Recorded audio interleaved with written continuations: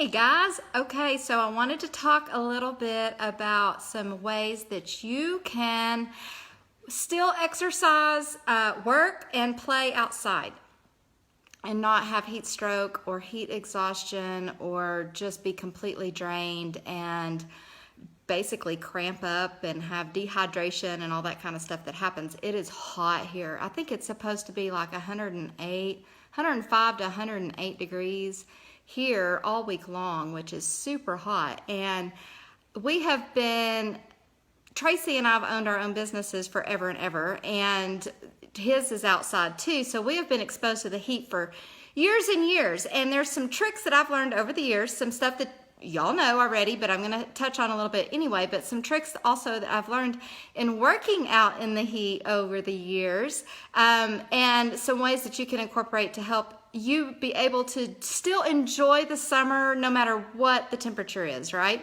So there's top four is what I'm going to give y'all today. So the first one obviously is going to be drink water. You have got to get water in, and y'all, this is an accumulative thing, which is something that I learned when I was doing the Ironman triathlon stuff. It is not necessarily what you're doing that day that's gonna impact you the greatest. It's what you do all the time. So before a race, which triathlon is swim, bike, run, you're outside.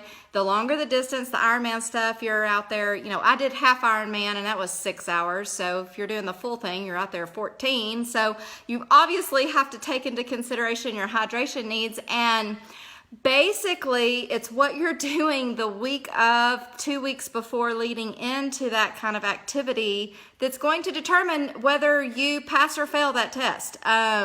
You're not going to finish that race if you get dehydrated. So if you go into the race, I don't care how well, what a plan you've got for that day, how much water you're drinking, how good you're doing while you're out in the heat. If you were dehydrated before you got out there, it ain't going to work. So I hate water. I know. So y'all, I'm going to give you some tips on how to do that. I'm a horrible drinker. I don't drink water well either. So some ways to get your water in is mineral waters are great. Tea still counts. Coffee will count a little bit, so you can still count those, but eat watery fruits and vegetables, right? All your melons, watermelons, cantaloupe, honeydew, cucumbers, all your leafy greens, tomatoes, anything that's really watery, and of course all your fruits watery too.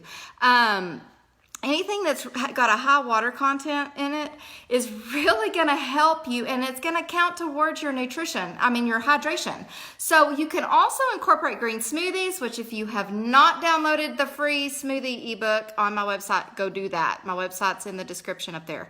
It's free. Go download that. Smoothies, soups, those kinds of things, fruit salad, those kinds of things are really going to help you get your water in if you're not good at drinking water. Also, if you have it handy, you're going to be more apt to drink it. So try to at least have a bottle handy and try to just incorporate a bottle a day. And that's a place to start, right? If you're not sure how much water you should be getting, that's a question I get a lot. I'm going to put a sweat test. If you're working, playing, or exercising outside in the heat all the time, I highly recommend that you do a sweat test. And that's going to tell you the rate that your body loses fluid. And that will help you figure out how to compensate for your hydration needs. But half your body weight in ounces of fluid a day is your base, and then depending on what else you're doing and medicines and all this other kind of stuff will determine, we kind of talked about this before, determine how much more you need to add to that, right? So a sweat test is a good way to do that. Okay, number 2 is electrolytes. Y'all, I'm going to do a whole nother video devoted to my favorite electrolyte supplements. Now, there's electrolytes in your food. So if you're eating celery and your fruits and vegetables and cucumbers and watery things, you're going to be getting electrolytes that way. Okay, so not only is it going to your water and your hydration needs, eating those watery foods is also going to go towards your electrolyte balance as well. So there's electrolytes in the soil, which gets absorbed into the fruits and vegetables. Yay, ha. So that is going to be something that you really want to incorporate in. But I'm going to do a separate video, probably tomorrow, maybe Thursday, I don't know, you'll just have to watch and follow me and see. On supplements that will help get your electrolytes, and I'm going to show you all my favorites, okay? So that'll help you. And you know, there's a couple of the sport drinks that no, absolutely not, and I'll tell you why I don't recommend those either. But make sure you're getting your electrolytes in. That way you will not just overflood your system and sweat those out and then overhydrate with water, and you're in trouble. Then you're going to feel bad, okay? So the next thing, number 3, is protection. Now, this encompasses a lot of different things. So you want to make sure that you have the proper protection if you're going to be outside. So if you're in the direct sunshine, you obviously want to either have a hat or sunscreen if you can do that. And again, that's another video I'm going to do on my favorite sunscreens. I'm allergic to all the sunscreens on the market. So for me, I break out and I get all puffy and I have a big old itchy rash if I wear sunscreen. So I have figured out some other ways to do that. So watch for that video too. But sunscreen for skin protection, wear a hat to protect your face, and it will also keep you cooler, right? Because your head is going to lose a lot of cool that way. Heat and cold comes from your head and your feet, right? Also, make sure you're wearing clothing that's breathable. So cotton is good. All the Under Armour kind of stuff that wicks away, Nike, they all have their own little version of the heat protecting, cooling clothing. There's also clothing now with UV protection. Go to Academy and just spend some time in there looking at labels, and you will find a lot of clothing that will help you. So if you need to do some long sleeve, they've got tons of, check out the sports gear. So like for fishing, hunting, camping, those kinds of things, they have material now that's breathable, UV protectant, and bug repellent. What? I know. So if you are going to be out in it, make sure you're wearing proper clothing, hat, sunglasses, protect your eyes, the reflection off of the concrete and the asphalt. Even if you have a hat on, can really damage your eyes. So take care of your eyes. And know too, y'all, that concrete and asphalt can be 20 to 30 degrees hotter than the ambient air temperature. So if it's 100 degrees outside and you're on the asphalt working, playing, exercising, walking your dogs, that can be up to 130 degrees. So you can imagine your little puppy's feet. You can imagine your feet. You can imagine how much heat that's radiating off of that surface. So be sure that you're aware of that and that you're prepared for that and that you hydrate a little bit more if those are the conditions. If you're on grass, dirt, those things don't reflect that much heat, so you're a little bit safer and it's closer to the ambient temperature, right? Actually makes everything cooler. Green makes everything cooler, so not only is it good for your insides, it's good for the outside, and it makes the temperature a little bit cooler if you can exercise or play out on the grass. Know that. And if you can get in the shade, even better. So if you start to feel hot, take a break, get in some shade, drink some water, make sure that you're not going in and out of the air conditioner. So I have found, and this is an old trick from working outside, manual labor, it teaches you a lot, right? It builds character.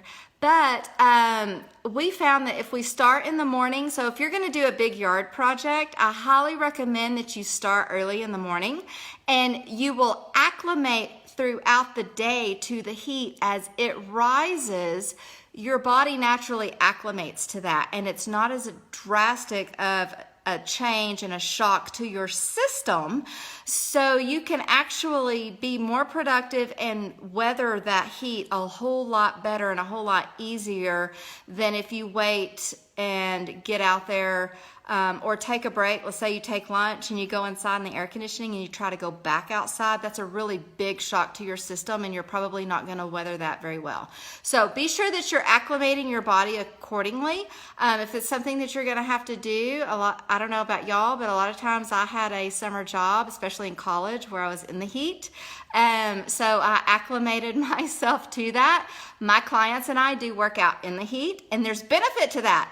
You will burn 80% more calories exercising in the heat if you do it smartly and wisely and safely than you will exercising indoors under the air conditioner. Ah, yay. Anything that I can do to help burn excess calories and more fat, I'm gonna do it. So me and my clients acclimate to that. It's safe. We make sure that we're safe and that we put the cooling bandana things on or the cooling packs in your sports bra. Hey, I'm not proud. Put it, God's God-given pocket right there. We're going to use that.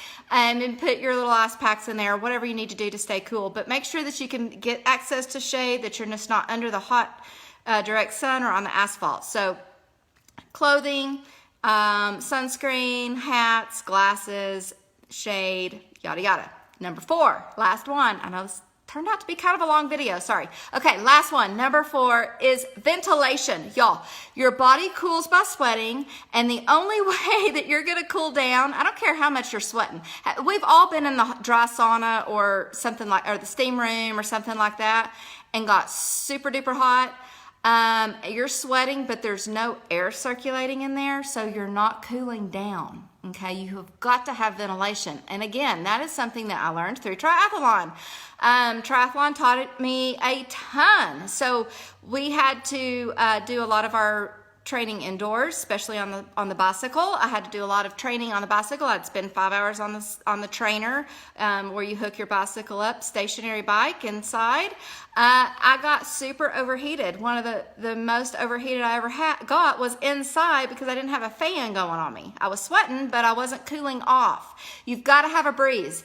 Either have a fan or outside have a breeze, have some way that you can circulate air so that it will hit the sweat and cool your body off, right? So ventilation's huge, y'all. So anyway, hopefully those top 4, right? Water, electrolytes, protection, whether it's clothing, shade, sunscreen, and ventilation so that you can properly cool down will help keep you safe so that you can be outside in the summer, in the triple digits, under the glorious sunshine, and still enjoy it and not get heat stroke, heat exhaustion, or anything else. Remember that once you've had heat stroke or heat exhaustion, even minor, you're more susceptible to it again. So if you people who have had experiences with that before, you felt like you were clammy, you got overheated, you felt nauseous, maybe a little dizzy, those are all signs and symptoms of heat exhaustion or heat stroke. I hear a lot of times that in golfing, people will do that. A lot of golfers do that. It's just like the perfect storm. You're out there, you're in the heat and under the sun for extended periods of time, and every now and then there's drinking involved, which is very dehydrating on top of it all. Not drinking water, then also they're going to be more susceptible to those things. And once you've had a heat stroke or heat exhaustion, you're very, very more likely to get it again. So just know that and be prepared and protect yourself out there, and you can still exercise and have fun and enjoy your hot, wonderful summer. Hope y'all have an awesome day. Stay tuned this week because I'm going to do another video on supplements and another video on my form of sunscreen. Talk to y'all soon. Love you. Bye.